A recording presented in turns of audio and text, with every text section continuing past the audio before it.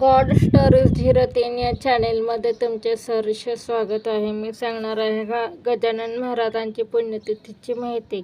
गजानन महाराज हे महाराष्ट्रातील एक संत होते. महाराष्ट्रातील शेगाव हे स्थान त्यांच्यामुळे नाव रूपाला आले आहे. भगवान शेगाव बुलढाणा जिल्ह्यात गजानन महाराज हे दत्तात्रेय परंपरा संप्रदायाचे भारतीय गुरु होते.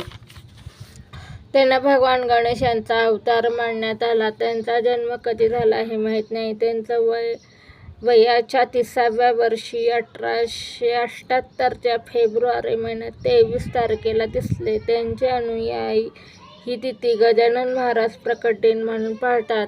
असे म्हणले जाते की गजानन महाराज शेगावी येण्याच्या आधी बाल दिगंबर अवस्थेत अक्कलकोटचे दत्तात्रय अवतारी श्री स्वामी समर्थ महाराजांच्याकडे राहिले. तिथे राहून त्यांनी बाललीला दाखवल्या. स्वामींनी त्यांच्या कार्याची अनुमती करून दिली, भिक्षा दिली. तिथून गजानन महाराज शेगावी आले. 6 फुटी सडसडी शरीरयष्टी, राफलेला तांबूस वर्ष, तुरळक दाढी व केस, वस्त्रहीन शरीर, गुडघ्यापर्यंत पोहोचणारे हात अशी त्यांची देहचर्या होती. पाय आणवाणी, हाती असलीच तर चिलीम छापे कपडा गुंडाळलेला असे. महाराजांची अशी मूर्ती एखाद्याच्या घरात लगबगीने घुसत असे किंवा अंगावर ओसरीवर मुक्काम ठेकीत असे.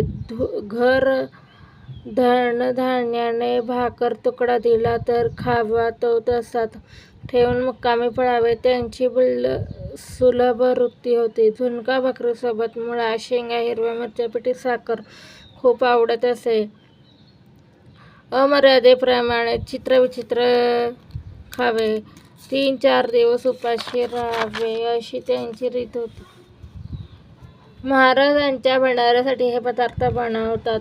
पिठले, भाकरी, मुळा, शेंगा. कर्म मार्ग, भक्ती मार्ग, योग मार्ग हे मार्ग जीवात्म्याला आत्मज्ञान प्राप्त करून देतात. महाराज शुद्ध ब्रह्म होते, संन्यासी होते. पादुका पादत्राणे त्यांनी वापरले नाहीत. गजानन महाराजांना कळले त्यांच्या अवतार समाधीची वेळ येऊन ठेपली आहे. हरी पाठाला सोबत घेऊन पंढरीला गेले असे म्हणले जाते. त्यांचा माणूस पंढरीला समाधी घेण्याचा होता.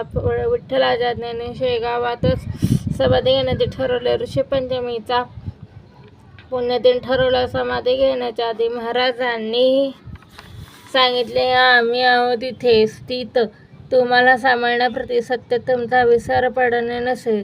8 सप्टेंबर 1916 रोजी ऋषीपंचमीच्या दिवशी त्यांनी शेगाव येथे समाधी घेतली.